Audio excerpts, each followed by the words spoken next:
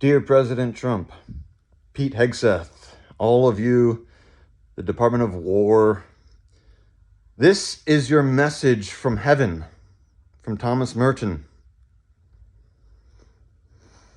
They are, of course, concerned that there is very strong resistance to a war in Asia, and realize, they cannot help but realize, that most of the country, for one reason or another, is not interested in this kind of stupid adventure.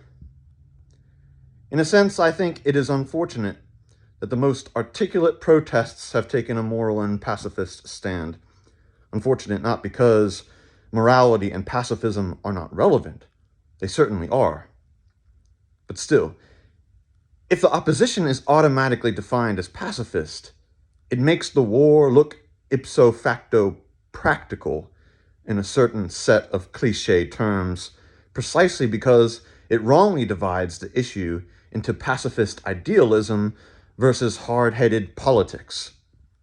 This is the worst possible kind of illusion, because quite apart from the idealistic or even religious view of the question, aggression in Vietnam, or you might say Venezuela, you might say the Ukraine, you might say Iran, you might say China, etc., etc., etc.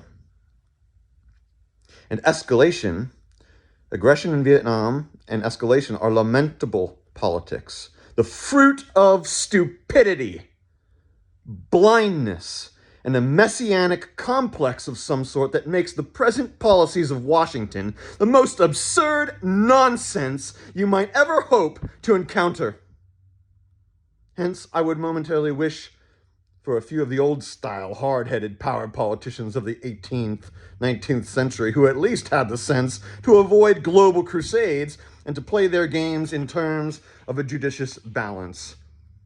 Maybe it turns out, after all, that this country is bent on ruin and can't help itself.